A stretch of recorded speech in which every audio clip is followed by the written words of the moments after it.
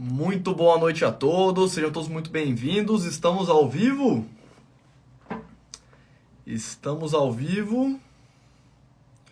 Brian já está aqui assinando a chamada. Guido Argel, Marcos, Rafael, muito boa noite a todos. Augusto, o pessoal está chegando por aí. Bom, pessoal, vamos direto ao ponto aqui, tá? Essa daqui é a nossa sexta live do desafio do Buy and Hold de 10 dias.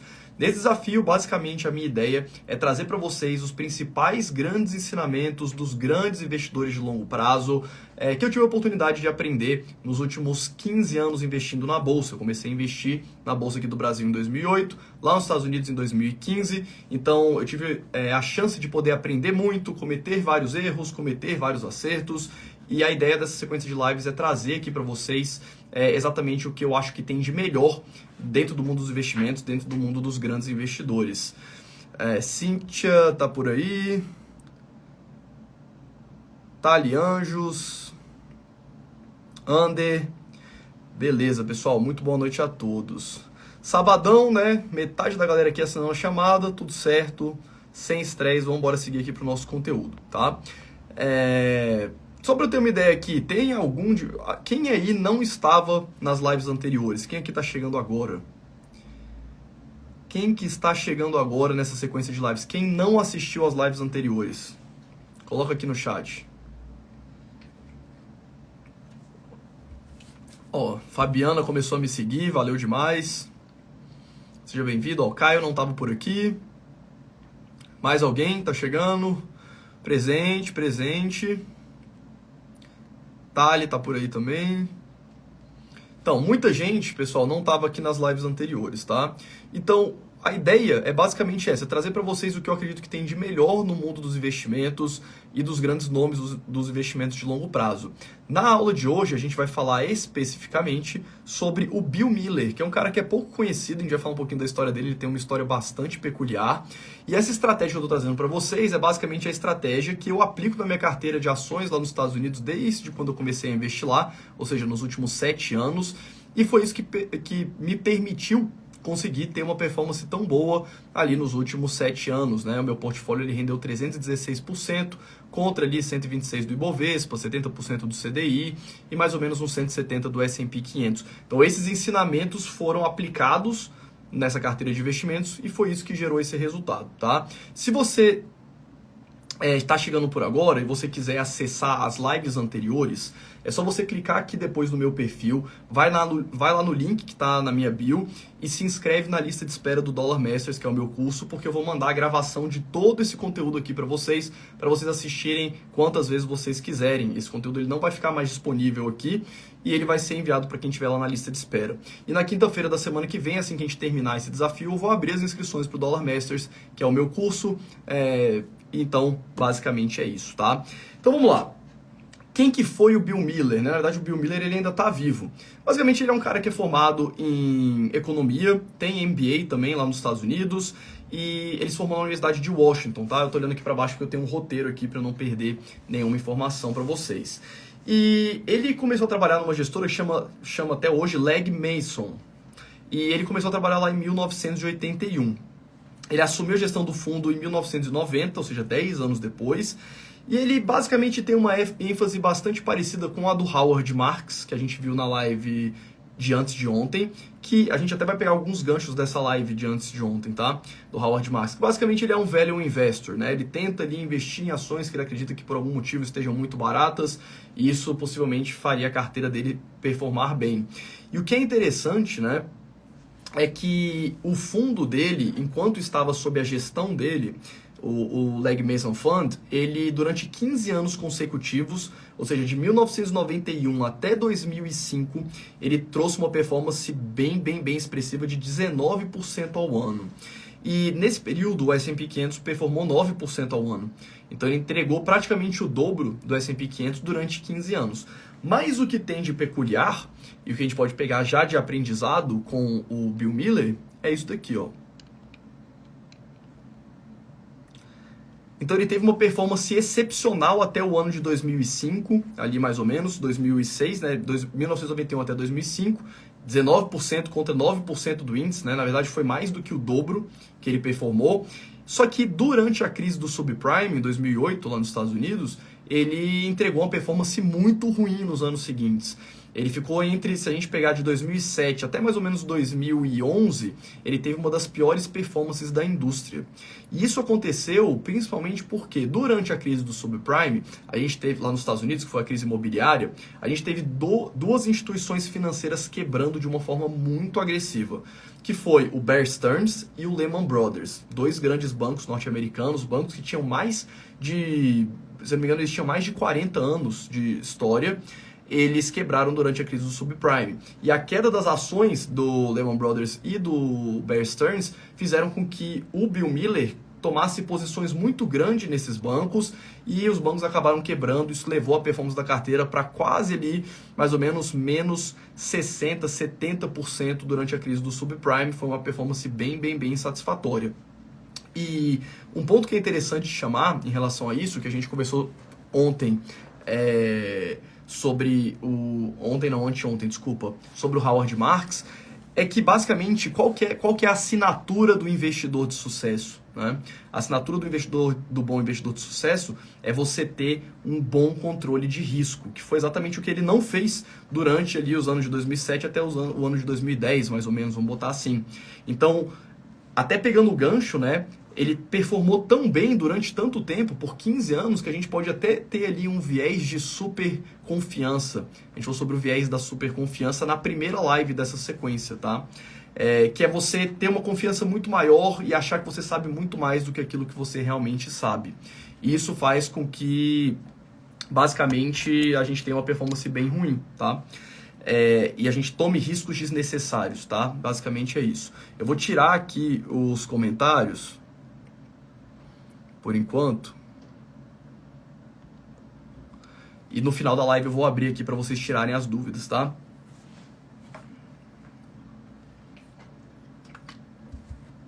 Então, um ponto que a gente bateu muito na tecla de várias lives anteriores, inclusive essas lives elas ainda estão no meu feed aqui do Instagram, se você quiser assistir depois, tá lá a sequência bonitinha, mas se você quiser receber as gravações delas no final, se inscreve lá na lista VIP. A gente bateu muito nessa tecla de controle de risco, controle de risco, controle de risco e sempre pensar antes, né, quanto que você pode perder antes de pensar quanto que você pode ganhar. Isso é muito importante, né? Já ficou bem claro nas aulas anteriores. Mas é interessante a gente pegar isso em relação ao Bill Miller, porque é um exemplo prático, né, de uma pessoa que performou muito bem durante o período, acabou se perdendo ali no meio do caminho e tendo uma performance muito ruim. Aqui no Brasil a gente viu isso acontecendo em alguns fundos com alguns gestores durante o Covid. Então a pandemia veio, tinha muito fundo alavancado, os fundos tomaram ali menos 80%, menos 90%. Né? Enquanto a bolsa aqui no Brasil caiu mais ou menos uns 40%. Então é importante a gente entender isso, tá? E acabou que o Bill Miller, depois que ele saiu da Legg Mason, ele fundou o próprio fundo e ele basicamente continua fazendo gestão de ativo até hoje.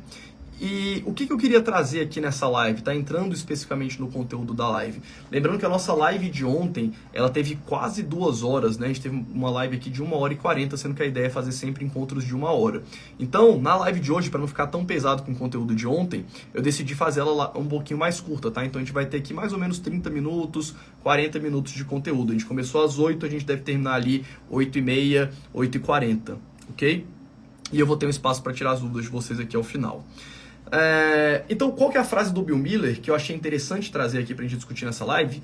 Que é a seguinte: se você tem uma perspectiva de longo prazo em um ativo, você está automaticamente em desacordo com a multidão.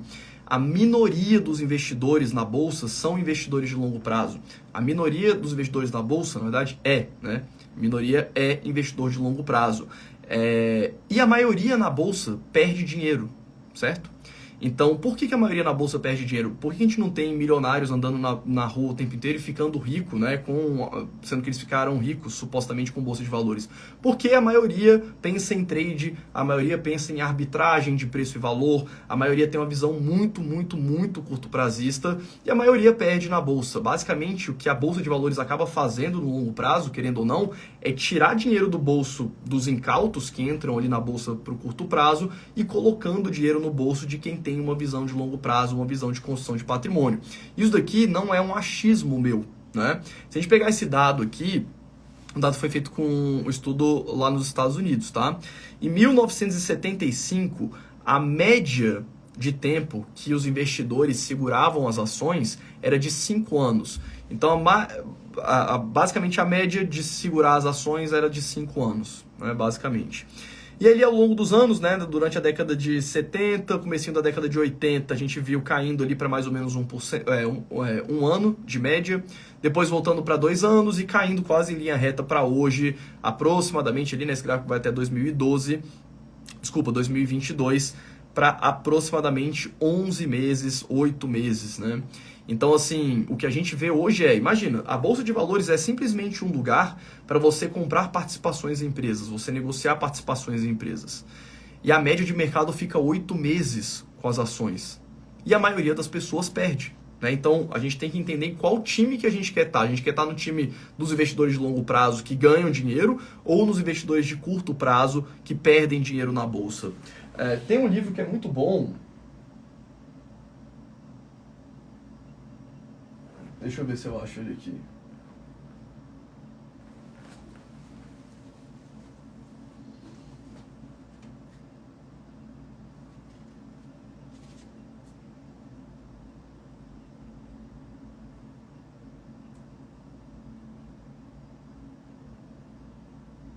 Meu Deus, cadê o livro?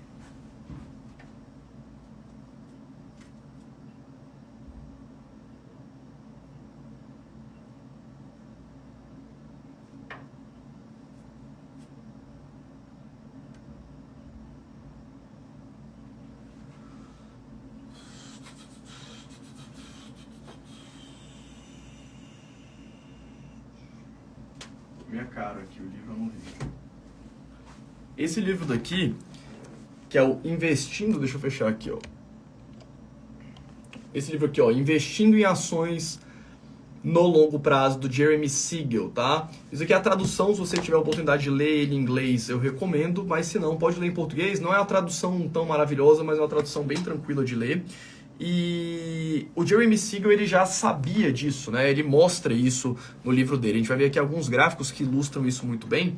Mas basicamente o que a gente vê quanto maior o período que você fica investido na bolsa, mais você joga a probabilidade para o seu lado. Esse gráfico daqui...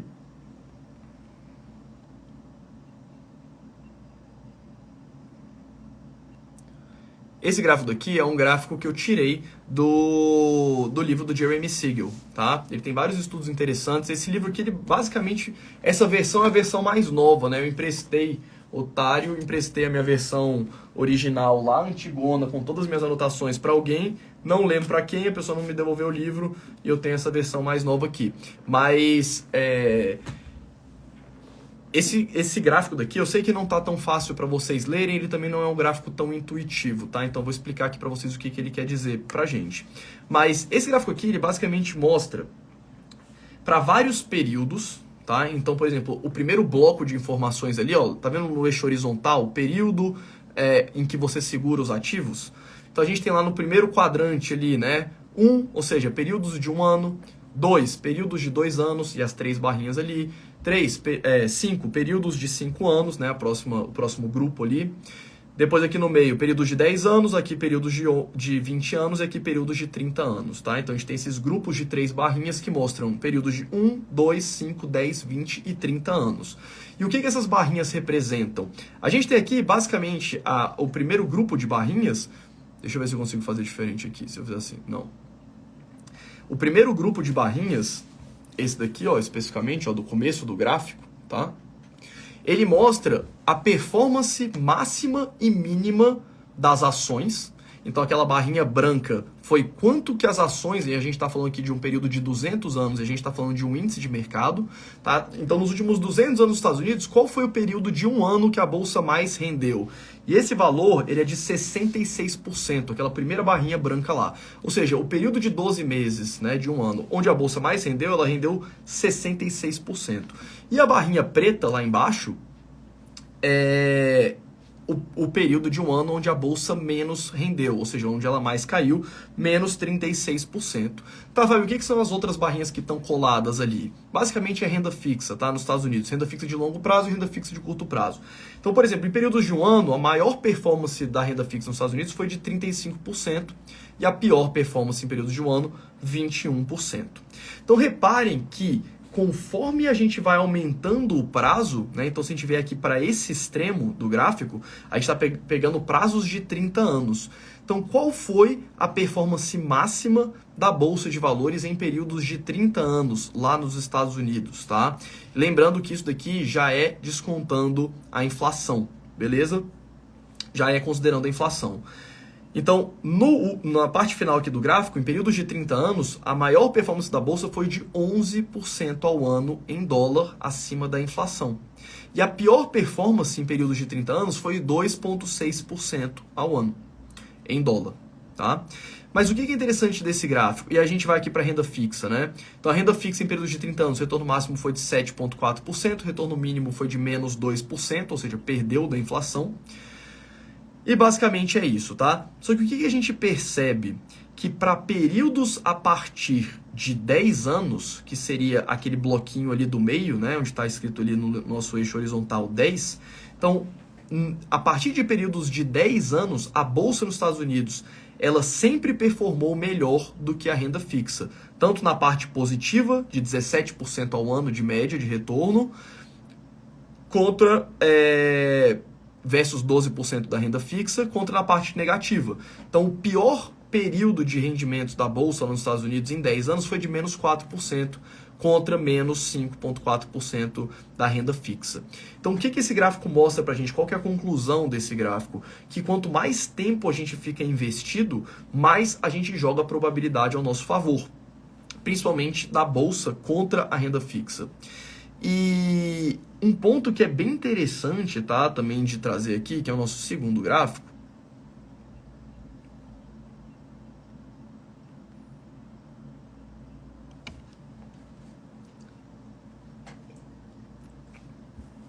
é esse daqui, tá? E esse gráfico aqui, ele é muito simples. Ele é o mesmo gráfico anterior, então tem no eixo horizontal, a gente tem lá períodos de 1, de 2, de 5, de 10 e de 20, de 30 anos. Tá? Então são esses grupos. E a gente tem as barrinhas mostrando a volatilidade. Então, barrinha escura, volatilidade das ações. Barrinha a mais clara, títulos públicos de curto prazo. E a barrinha cinza, ali um pouquinho mais escura, títulos públicos de longo prazo. Então o que a gente vê? E no nosso eixo vertical a gente está vendo o risco, a volatilidade, né? Qual que é o nível de solavanco desses ativos. A gente vê que para períodos de um ano, a gente tem a bolsa com a volatilidade muito maior do que a volatilidade dos títulos públicos. Só que quando a gente faz um estudo estatístico e projeta quanto que deveria ser a volatilidade da bolsa e quanto que deveria ser a volatilidade dos títulos públicos para períodos de 2, de 5, de 10, de 20, de 30 anos, que são esses pontilhados, a gente vê que no longo prazo a bolsa entregou um risco desproporcionalmente menor do que dos títulos públicos. Então, o que se esperava observar quando a gente olhasse períodos de 30 anos, por exemplo, que é esse grupo aqui de baixo? Que as ações elas deveriam ter um risco ali onde está pontilhado, uma volatilidade maior, e a renda fixa uma volatilidade menor. Mas na prática, o que é observado é que a Bolsa de Valores ela vai perdendo risco proporcionalmente numa velocidade maior do que ela deveria, quanto maior o prazo a gente tem. Então a gente vê que para períodos, por exemplo, de 20 anos, que é esse penúltimo grupo de barrinhas aqui, a gente tem a Bolsa já apresentando menos risco, menos volatilidade do que os títulos públicos. Então isso daqui é muito importante da gente entender que para o investidor de longo prazo, a Bolsa de Valores, teoricamente, ela apresenta, e empiricamente, né, que esse estudo aqui vem através da base de dados que eles têm, a Bolsa apresenta menos risco do que a renda fixa. Lembrando que a gente já falou nas lives passadas que risco não é 100%, volatilidade não representa 100% do risco, mas é a melhor métrica que a gente tem para avaliar risco em uma carteira de investimentos. E, e lembrando também que não é porque você está ali alocado 100% em renda fixa de curto prazo, que é uma renda fixa menos volátil, Porque a gente tem que lembrar, tá? Falando em volatilidade, você deve estar pensando assim, pô, Fábio, como assim volatilidade de título público, né? Sim, os títulos públicos, eles têm volatilidade. Por que eles têm volatilidade? Porque se você compra um tesouro pré-fixado lá de 2033 ou um tesouro IPCA+, com vencimento de 2055, você vai ver que eles têm uma volatilidade gigantesca, bem parecida com a Bolsa de Valores. Ah, Fábio, mas eu tenho CDI. CDI você está emprestando dinheiro de um dia para o outro, né? Por isso que você só vê o dinheiro subindo ali de um dia para o outro. Mas se a gente jogar a inflação em cima do CDI, porque esse gráfico aqui ele é ajustado pela inflação, e você considerar o seu retorno do CDI que você está tendo ali no CDI ou na Selic menos a inflação, você vai ver que você tem ainda assim uma volatilidade de retorno, porque seu patrimônio está perdendo ou ganhando ali da inflação, mesmo que seja uma renda fixa de muito, muito curto prazo, tá? Então, voltando aqui para a frase do Bill Miller, se você tem uma perspectiva de longo prazo em um ativo, você está automaticamente em desacordo com a multidão. Isso é muito evidente, tá? E eu fiquei extremamente chocado, até falei sobre isso na live de ontem, não sei se todo mundo estava aí, mas, cara, quando eu comecei a trabalhar no mercado institucional, em fundos de pensão, que eu trabalhei de 2014 até 2017, eu tinha essa ideia, né? Eu nunca tinha trabalhado no mercado financeiro. Apesar de eu ter começado a investir na bolsa em 2008, foi logo quando eu entrei na faculdade. Eu me formei em engenharia civil aqui no UNB. Eu moro em Brasília, para quem não sabe. Eu entrei em 2009, minha matrícula lá da UNB é 09. Me formei no final de 2013, na verdade foi no comecinho de 2014, porque teve muita greve na época e tal, mas acabei colando o grau ali no começo de 2014. Fui para Harvard, fiz um curso lá de especialização, voltei e ali no final do ano de 2014 eu acabei conseguindo meu primeiro emprego e trabalhei em fundo de pensão até mais ou menos, se eu me lembro bem, foi até 2018, né? Até meados de 2018, quando eu decidi ficar por conta só do YouTube, aqui da internet, né? Eu comecei o canal em 2017. Mas enfim, então quando eu entrei no mercado de institucional, eu já tinha de forma muito clara esse posicionamento de longo prazo, já tinha lido os livros do Jeremy Siegel, uma cacetada de livro que está aqui eu já tinha lido, e eu já tinha de uma forma muito clara, eu entendi, pô, no fundo de pensão ou no mercado institucional, das gestoras e tudo mais, o pessoal deve ter uma visão muito mais alinhada de longo prazo, né? E no mercado não, a maioria das pessoas tem uma visão de curto prazo, de tentar arbitrar preço de ação, de tentar comprar uma ação barata e vender ela cara. Então, mesmo no mercado de gestão profissional, essa visão de você comprar uma ação e carregar ela por 20, 30, 40, 50 anos é uma visão que ela não é bem difundida, tá? Então você tem que entender que você faz parte da minoria do mercado. De novo, vocês devem ter aqueles amigos que entraram na bolsa na euforia ali em 2019, 2020 e já nem estão mais na bolsa, né? Entraram ali sem saber muito bem o que estavam fazendo. Um outro ponto também, um outro gráfico que eu queria trazer dentro dessa linha de raciocínio aqui para vocês é o seguinte. É esse daqui.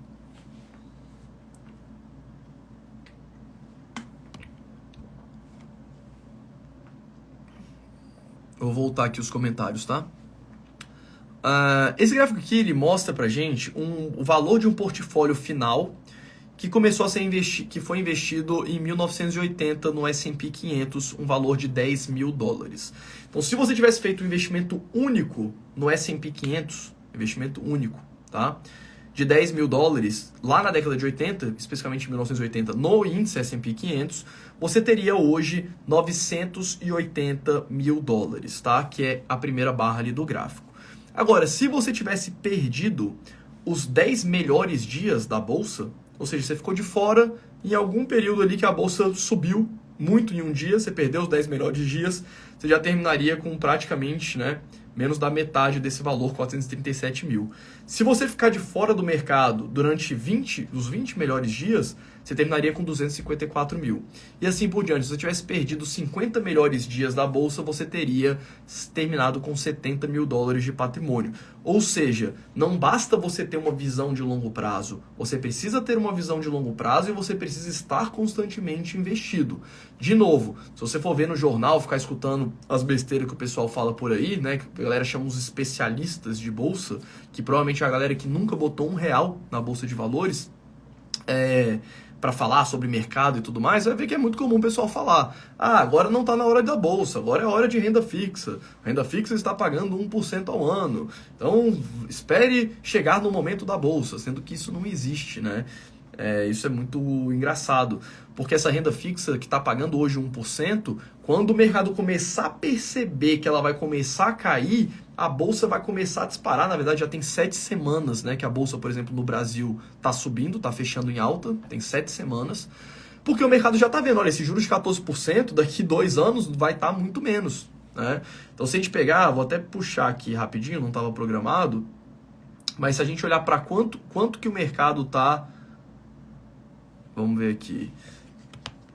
Quanto que o mercado está estipulando os juros para janeiro de 2025? Está em 11%. O mercado está estipulando que os juros vão estar 11% em janeiro de 2025. 2026, 10%. Então, o mercado já tá vendo que os juros vai cair daqui para lá e já está precificando isso nas ações hoje. O mercado precifica isso de forma instantânea. Não adianta você esperar a Selic cair para quando a Selic estiver lá embaixo você ir para a bolsa, porque a bolsa já foi, né? Então é muito importante lembrar disso, que é importante você estar posicionado na bolsa de valores e não ficar entrando e saindo o tempo inteiro. Esse gráfico aqui é um gráfico bem famoso, né?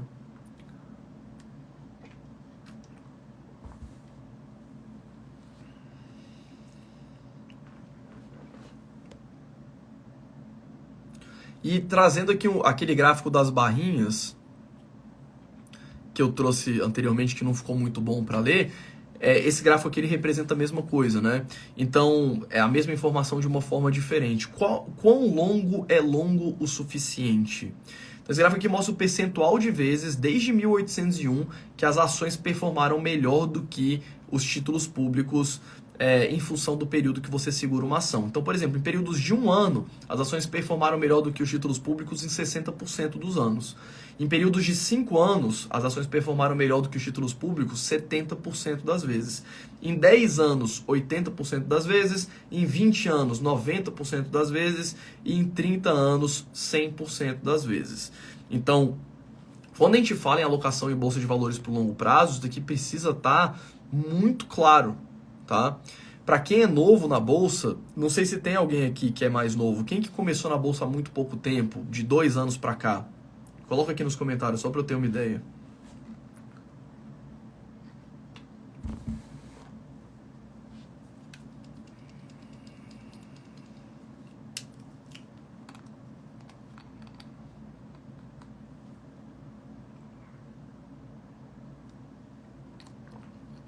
Jobs Paiva começou recentemente. Quem começou aí de 2 anos para cá?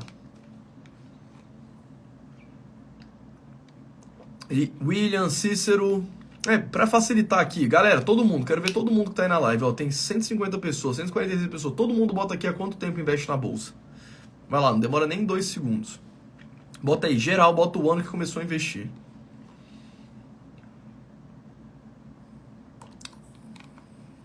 Fabiano 2021,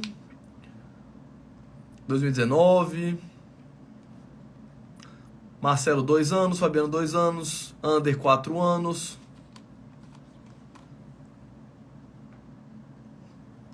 cinco anos, William 1 ano, João 2018, Daniel 2 anos. Assim, a galera mais antiga aqui investe há 5 anos na bolsa, né? Pelo que eu tô vendo. Beleza. Lúcia 2018. Ó, Anderson desde 2005. Porrada, hein? Porrada. Então, assim, quando a gente fala em construção de patrimônio na bolsa pro longo prazo, e às vezes as pessoas vêm me perguntar pessoalmente, não quem acompanha meu conteúdo, mas às vezes um parente, um amigo de um parente, ou amigo de amigo. Como é que eu ganho dinheiro com ações? Você não ganha dinheiro com ações, você constrói patrimônio com ações. É uma diferença muito tênue, porque eu vejo que as pessoas muitas vezes elas vão para a bolsa como um lugar transitório. E até mesmo na renda fixa, né? Não tem problema você também acumular patrimônio na renda fixa. Mas muitas vezes a pessoa vai botando dinheiro na renda fixa pensando já, onde que eu vou botar esse dinheiro depois, né? E eu acho muito curioso, porque seria mais ou menos a mesma equivalência de você investir em imóveis. Então você tem um investidor que investe em imóveis, que ele compra, vamos supor que ele tenha bastante patrimônio, tá? Então uma vez por ano ele compra um imóvel novo e coloca esse imóvel para alugar. Aí no outro ano ele compra outro imóvel, coloca para alugar. No outro ano ele coloca um imóvel, bota para alugar. Aquela renda passiva vai ficando cada vez maior, vai juntando, comprando vários outros imóveis, vai fazendo esse processo da bola de neve, né? Dali uns 30 anos, o que vai acontecer? Alguns imóveis da carteira dele vão valorizar muito, absurdamente, por causa da praça, por causa da demanda naquela região e tudo mais. Outros imóveis não vão performar tão bem, vão talvez acompanhar só a inflação, enfim. Mas no final das contas, o que importa é que a pessoa vai terminar a vida com um belo patrimônio, com uma bela renda passiva, vivendo de uma forma super tranquila. Porque no final das contas, dinheiro só serve para 3 coisas, né? Para segurança sua e da sua família, das pessoas que você ama, realizar sonhos seu, da sua família, das pessoas que você ama, e poder ajudar as outras pessoas, né? Só tem essas 3 funções, você não consegue fazer mais nada com dinheiro. Então, assim, a corrida de acúmulo de patrimônio, a gente já falou sobre isso nas lives anteriores, não é necessariamente de rentabilidade. Então, a pessoa que termina a vida com um belo patrimônio, com um monte de imóvel, ele não vai ficar se crucificando porque teve um imóvel que não se valorizou muito, outro imóvel se valorizou muito. Ele vai simplesmente terminar com um patrimônio gigante. E com as ações vai funcionar da mesma forma. Vocês vão ver que conforme esse prazo vai dilatando, algumas ações vão ter uma performance estratosférica, como por exemplo as ações da VEG, né, como por exemplo as ações da Tesla, como por exemplo, até o setor financeiro, se pegar as ações do Itaú, tiveram um retorno excepcional nos últimos 10 anos. Isso nem falando de prazos tão longos, né? Ações do próprio McDonald's, que a gente já falou nas lives anteriores, apesar de ser uma empresa extremamente consolidada, foi uma empresa que se valorizou muito ao longo dos anos. Então aqui, né, deixa eu pegar...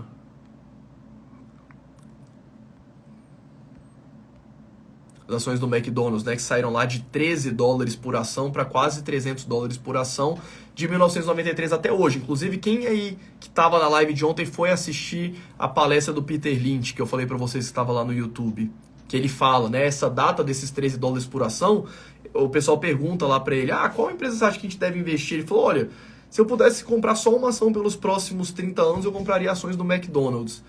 E as ações multiplicaram por quase 30 vezes, né? Lá desde o começo da década de 90, que foi quando ele falou isso, até hoje. Então, assim, algumas empresas vão se valorizar muito, outras não vão se valorizar tanto. Então, você vai ter ali, por exemplo, a Ambev mesmo, tá andando de lado. Deixa eu ver se eu peguei o gráfico da Ambev aqui. Acho que não. A própria Ambev tá andando de lado já há uns 10 anos, mais ou menos, uns 8 anos. E tá tudo certo, né? Não vão ser todas as ações da sua carteira que vão performar excepcionalmente bem. E nessa carteira de ações aqui, que teve essa performance excepcional, lembrando que essa carteira aqui é a minha carteira só nos Estados Unidos, só em ações, tem ação aí que caiu 30%, 40%, tipo a ação da Intel, desde quando eu comecei a investir, né, lá em 2015. Ações da Disney não tiveram uma performance tão boa. Então, para você ter uma performance excepcional no longo prazo, você não precisa acertar todas as ações da sua carteira. Algumas ações vão performar de lado, vão cair e tá tudo certo, né? O que importa é essa jornada de construção de patrimônio. Entender essa dinâmica, né? Que é assim que a Bolsa de Valores funciona. Então, voltando, né, pro assunto, as pessoas normalmente vêm me perguntar, Fábio, mas e aí, eu vou comprar ações e depois eu vou botar o dinheiro aonde? Aí imagina a pessoa que compra um imóvel, eu compro um imóvel e depois daqui 2 anos eu vou botar esse dinheiro aonde? Aí você não vai comprar, você não vai botar o dinheiro em lugar nenhum, você vai comprar um imóvel para renda. Basicamente é isso. Então a gente compra ações, fundos imobiliários, investimento exterior, ETFs, exatamente para ter renda, para construir patrimônio, não para fazer arbitragens. Então, para a gente fechar aqui a nossa parte teórica da nossa live de hoje, para eu entrar aqui nas perguntas, eu queria basicamente trazer esses gráficos para ilustrar para vocês entenderem que se vocês são investidores de longo prazo, vocês são a minoria. A maioria do mercado não pensa igual a gente, a maioria do mercado pensa de uma forma totalmente equivocada, não fundamentada em dados, não fundamentado em teorias, não fundamentado em hipóteses, simplesmente fundamentado por achismo, né, na maioria das vezes, e repetições de frases soltas que as pessoas acabam indo repetindo as frases sem saber exatamente o que elas estão fazendo, né? Então, para a gente fechar essa parte aqui, é importante entender que o nosso prazo preferido para os investimentos é para sempre. Não tem prazo investir na bolsa. O Peter Lynch até fala isso, né? você, apesar de você poder sair o tempo inteiro, você pode vender as ações e comprar, você deveria comprar supondo que você não poderia vender, porque a ideia é não vender nunca. Óbvio que numa emergência você pode ir lá, tirar aquele dinheiro, fazer o que você quiser, mas a ideia é simplesmente ter ali a participação em uma empresa e carregar essa participação para o longo prazo. Então é muito importante entender que a gente está no time dos investidores de longo prazo, é o time da minoria, então a gente faz parte ali dos renegados da bolsa, mas no longo prazo é o time de quem realmente tem resultado, é o time de quem realmente sabe o que está fazendo, né? Não é à toa que todos os grandes nomes que eu estou trazendo aqui para vocês são investidores de longo prazo, né? Pega a carteira da Berkshire, veja há quantas décadas o Buffett carrega ações da Coca-Cola, há quantas décadas o Buffett carrega ações da American Express, há quanto tempo ele tem a BNSF, que ele acabou fechando capital, que é uma empresa de railroad, né, de ferrovias, a Geico, que ele comprou a seguradora lá na década de 90, comprou a empresa inteira, fechou capital, a empresa está lá na carteira da Berkshire. Né? Fica vendo se o Buffett todo ano fica lá comprando e vendendo a ação da Coca-Cola porque tá caro ou tá barato. Tem uma posição gigantesca de décadas lá, tudo certo. Mesma coisa com a American Express. É óbvio que eles fazem ali algumas vendas pontuais mais para reequilibrar a carteira do que qualquer outra coisa, mas são posições relevantíssimas. Se eu não me engano, o Buffett hoje a Berkshire tem 10% da Coca-Cola. 9 ponto alguma coisa por cento. E o Diogo até lembrou muito bem, né, que de 1999 até 2009 as ações do McDonald's ficaram de lado, não é? Então acontece, as ações às vezes vão ficar anos ali de lado e depois vão subir de uma forma muito expressiva. Outra empresa que teve essa mesma característica, já que você trouxe, né, então só trazendo aqui de novo o gráfico do McDonald's, até 2000, não ficou bem de lado, né? Assim, de 93 ela estava ali $13, em 2009 ela estava $70. Mas se a gente considerar ali de 1993, desculpa, até mais ou menos 2003, as ações ficaram ali perto de uns $20, $30, né? Que já é quase 10 anos. Uma outra empresa que aconteceu isso de uma forma muito mais agressiva foi das ações da Microsoft. Eu acho que o print que eu peguei aqui, ele é só dos últimos 10 anos. Deixa eu ver aqui. É só dos últimos 10 anos. Mas se você pegar, tá? Lá dos anos 2000, antes da crise das .com, até 2009, 10, que é o começo desse gráfico, as ações da Microsoft ficaram de lado. E aí, de repente, as ações saíram ali de mais ou menos $20 para $325, né? Obviamente que num período de 10 anos. Então acontece também, as ações vão ficar um tempo de lado, depois vão se valorizar ou não, né? Mas o que importa no final do dia é o retorno do agregado da sua carteira.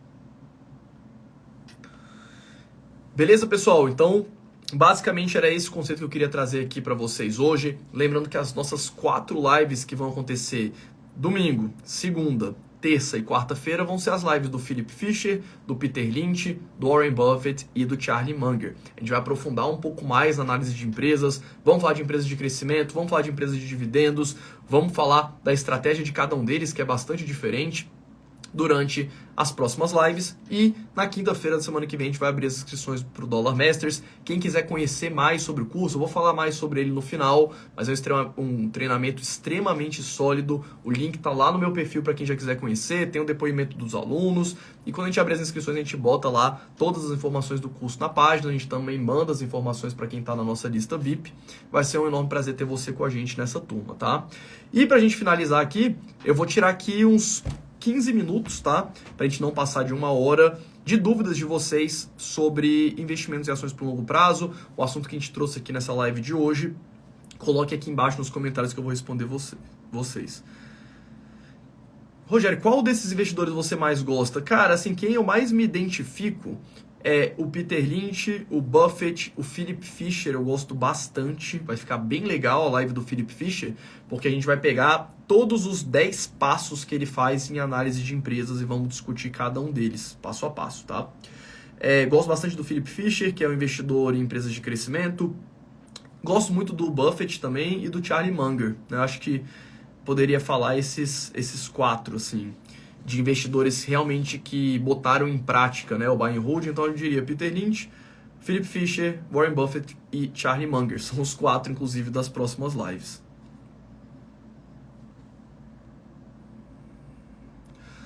WB Nascimento, pensando no longo prazo, buscar dividendos vale a pena ou você não faz questão do dividend yield?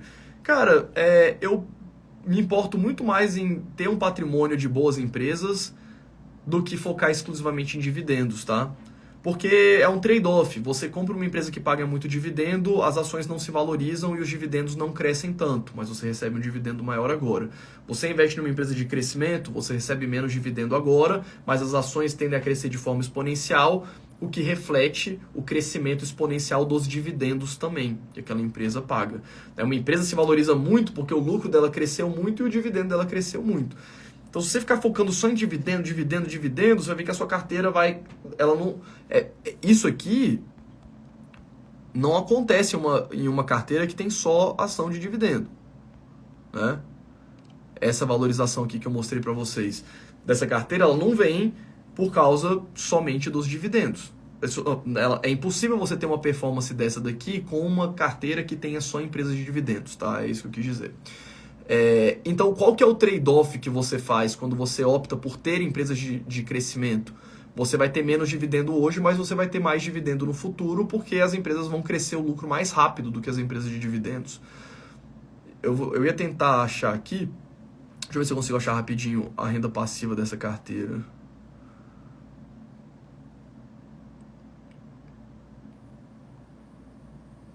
Aqui, ó.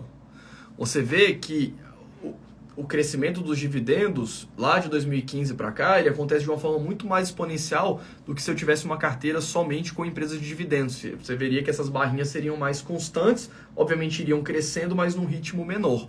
Então, não existe necessariamente melhor ou pior, tá? Você pode ter uma carteira só com empresas de dividendos, não tem problema, mas você tem que entender essa característica. Eu, pessoalmente, gosto de ter... Se eu acredito que a empresa ela é uma boa empresa, eu vou ter ela independente dela ser uma empresa de dividendos ou uma empresa de crescimento.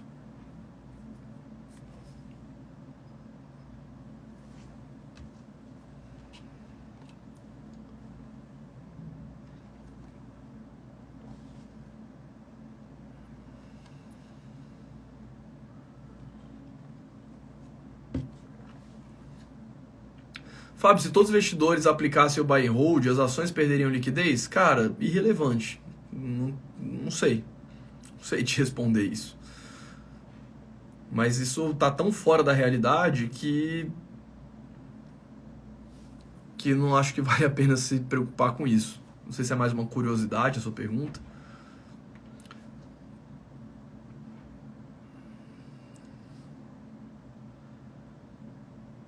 O que você acha da estratégia de investimento de forma neutra e geográfica? Olha, Márcio, eu não gosto, tá, de uma estratégia global. Você tem um ETF tipo VT que vai ter todas as empresas do planeta.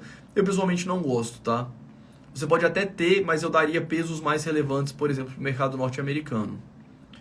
Eu gosto da frase do Buffett, né, que é Never bet against America. Nunca aposte contra a América.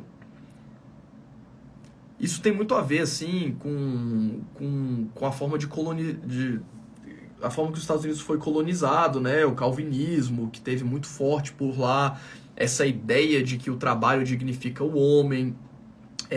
Isso sempre foi muito presente na cultura norte-americana. Isso leva séculos para a gente conseguir construir. E isso foi construído de uma forma muito profunda na sociedade americana, né? A gente vê as pessoas começando a trabalhar muito cedo, as pessoas não têm vergonha de ter qualquer tipo de emprego. Então isso faz com que a economia tudo bem, você pode falar assim, Fábio, mas se o mercado norte-americano nos próximos 40 anos performar muito mal e o Brasil performar muito bem, ou a Europa performar muito bem, ou a China performar muito bem, é um risco que você corre se você tiver só Estados Unidos, né? Mas um ponto que é importante, que eu sempre bato muito nessa tecla, é a seguinte: quando você pega as 500 maiores empresas americanas, praticamente 50% da receita delas vem de fora dos Estados Unidos, vem do mundo inteiro. Então, assim, se outras economias começarem a crescer, a Apple vai ganhar dinheiro, porque ela vende também para a Europa, ela vende para o Brasil, ela vende para a Índia. Então, assim, eu não sei se tem necessidade de fato de você ter uma diversificação geográfica tão ampla assim com ETFs. Às vezes você pode investir em empresas de outros países que tenham negócios interessantes. Então, por exemplo, você pode investir em ações da LVMH, por exemplo, vou dar um exemplo na minha carteira. Eu tenho ações na Europa. Inclusive, as ações da Europa não estão nessa carteira que eu mostrei para vocês, tá? Eu tenho até que atualizar e colocar. Mas aí melhoraria até mais a performance da carteira. Mas assim, simplesmente pelo fato da empresa estar negociada lá na Europa. Porque, beleza, a LVMH é o maior conglomerado de marcas de luxo, tem lá 300 bi de valor de mercado. Só que só 10% da receita da empresa, acho que menos 8% hoje da receita da empresa vem da França. O resto tudo vem do resto do mundo. Então não importa muito onde que as empresas estão. Se você está investindo nas maiores empresas do mundo, falando de S&P 500, por exemplo, você já tem uma exposição global. Não precisa ficar botando dinheiro no mundo inteiro, comprando um ETF que vai ter ações no planeta inteiro. O que pensa sobre investir em Louis Vuitton? Quem perguntou aqui? Sam here. Eu gosto, tá? Eu invisto desde 2020 na LVMH. No grupo Kering também, que é da Gucci, na Luxottica, que faz os óculos de várias marcas. Inclusive lá no meu YouTube, se você colocar canal do holder LVMH, você vai ver que tem vários vídeos, tem um vídeo lá de 1 hora só falando da Louis Vuitton.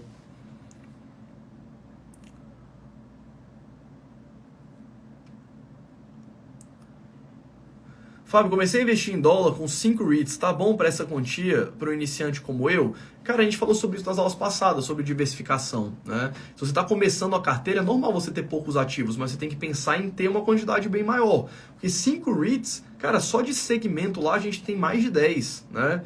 Então, assim, pelo menos um de cada segmento, ou você deveria ter os principais, né?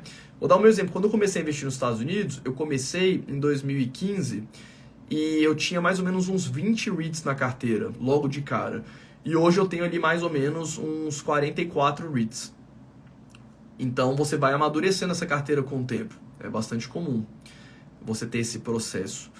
E deixa eu ver aqui. Então, assim, pense em uma carteira ampla, mas pense que você está começando ali. O que eu ensino para meus alunos lá no Dollar Masters, no módulo 6, que é só de REIT Picking, né? Como estruturar uma carteira de REITs. Eu gosto de começar setorialmente, tá? Então, por exemplo, a gente pega lá o índice dos REITs, que não são muitos REITs, a gente tem na bolsa hoje, vamos lá, uns 150 REITs diferentes. E aí você começa por um segmento. Eu quero ver os REITs residenciais. Aí dentro de residencial, a gente tem 3 grandes grupos. A gente tem casas manufaturadas, a gente tem apartamentos e a gente tem single family houses, que são casas, né? Aquelas casinhas em condomínio. Tem esses 3 grandes grupos. Então você começa por um desses segmentos. Eu quero olhar apartamentos. Beleza, quero olhar apartamentos. O que a gente faz? Exclui todos os REITs com menos de 2 bi de valor de mercado, porque isso é um fator que fez os REITs performarem muito mal, REITs muito pequenos. Então a gente tira os que têm menos de 2 bi, a gente tira os que são muito alavancados, que tenham muita dívida. Sobra um universo pequeno. Desse universo pequeno, você aprofunda a sua análise e vai escolher ali alguns dos melhores. Podem ser os 2 melhores, os 3 melhores, e principalmente considerando a diversificação geográfica deles. A gente tem, por exemplo, dentro de apartamentos, REITs que são só na Califórnia, tem REITs que são só na região do Nordeste dos Estados Unidos, ali Boston, Nova York. A gente tem REITs que são espalhados nos Estados Unidos todos, nos Estados Unidos inteiro, ali na parte de apartamentos. Tem REITs que são focados só na região do sul. Então, o que a gente tenta fazer? Investir na maior quantidade de bons REITs em cada uma dessas classes, de forma que você tenha uma diversificação geográfica nos Estados Unidos inteiro. Pô, beleza, selecionei aqui 3 REITs de apartamento que cumprem com essa função. Bota na carteira, passa lá para o Manufactured House. Lá dentro a gente só vai ter Equity Lifestyle e Sul, né, que são muito parecidos, você pode ter os dois ou escolher um dos dois. Em Single Family Houses, a gente vai ter basicamente o Invitation Homes e o... Meu Deus, fugiu o nome aqui do outro REIT. American Homes. Então a gente tem o INVH e o AMH. Né? Então são os 2 REITs que a gente tem de Single Family Rental.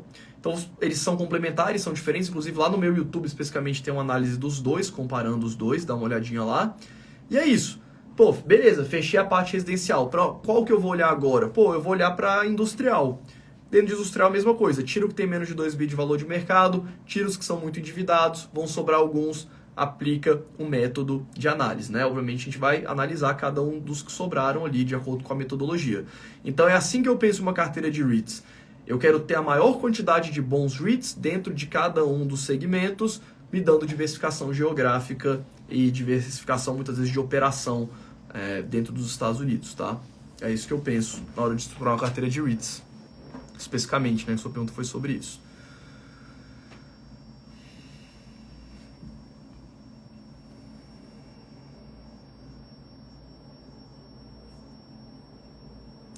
Para tentar melhorar o desempenho da carteira, o ideal é sair quando? Ao estudar, perceber que ela vai ficar de lado e quando estudando perceber que ela tem perspectiva de crescer? Cara, nenhum dos dois, tá? Porque primeiro você não consegue prever para onde as cotações vão, tá? A análise técnica não tem nenhum tipo de embasamento científico, é tipo astrologia, tá? Se você acredita em astrologia, me desculpa, mas assim, a astrologia dos investimentos é análise técnica, de ficar olhando e analisando o gráfico. Aquilo ali já é sabido que as ações se comportam de forma aleatória em períodos de até 3 anos. Então é tudo aleatório. Inclusive isso é muito bem retratado nesse livro daqui, ó.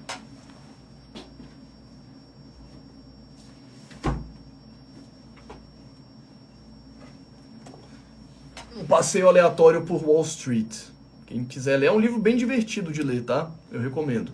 Tem em inglês também, esse daqui eu recebi de presente, né? Não tá nem lido, mas o meu que tá ali em inglês foi o que eu li também, para quem consegue ler inglês, tem também, tá? Então, assim, o que você faz é o seguinte, no buy and hold, a gente só se importa com o resultado das empresas. Então a gente só acompanha resultado e a gente só toma ação em cima de resultado. Se a empresa está melhorando, se a empresa está piorando, o que está acontecendo com ela. A gente tem algumas metodologias para sair dos ativos, então, por exemplo, a gente ensina isso lá no módulo 5 do Dollar Masters, como fazer isso na prática, mas você tem algumas abordagens, tá? Uma delas é você nunca vender o ativo, que é o que eu gosto pessoalmente. Hoje, para a maioria dos meus ativos, eu faço isso. Você pode colocar o ativo em quarentena, ou seja, você deixa de investir nele, mas você também não vende durante um período. E depois, se a empresa for piorando muito, aí você vai saindo da empresa aos poucos. Você pode aplicar isso para algumas empresas da sua carteira. Ou você pode sair de uma forma um pouco mais rápida, né? Só que você tem o risco de tomar uma decisão muito precipitada. Então eu costumo não agir muito dessa forma. Quem agiu errado dessa forma, inclusive, foi o... Gente, esqueci o nome dele. Vocês vão lembrar. O gestor que comprou uma posição gigantesca em Netflix perdeu tipo 1 bilhão em uma semana. Qual que é o nome dele? Vocês sabem, vocês vão saber aí.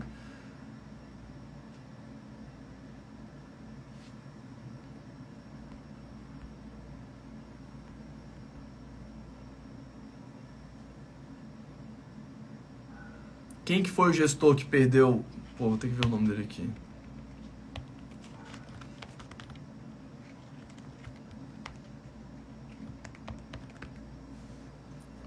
Foi o Bill Ackman, exatamente. Bill Ackman, gestor aqui, ele perdeu 400 milhões de dólares, acabei de achar aqui também, mas valeu pelo comentário. Ele comprou ações da Netflix, tipo, as ações despencaram ali daquele topo, dos quase 700 dólares mais ou menos, caiu ali para tipo 400 dólares, ele montou uma posição gigante, e aí em poucas semanas as ações caíram mais 50%, né? Então, tipo, caiu 50%, ele entrou, caiu mais 50%, ele saiu lá no fundo, e as ações voltaram a recuperar. E adivinha quem começou a montar a posição em Netflix lá no fundo? Por pura sorte, né? Eu comprei ações da Netflix ali naquele 189 dólares. Mas foi basicamente por acaso, tá? A gente até falou sobre isso na live de ontem, que nos investimentos é importante a gente entender que boa parte dos resultados que a gente tem são frutos do acaso, tanto para o bem, no caso da sorte, quanto para o mal, né? No azar. Então, assim... É importante entender isso, né? Então, eu não gosto de tomar ações precipitadas na bolsa. Eu não gosto de comprar... eu gosto de, basicamente, o seguinte.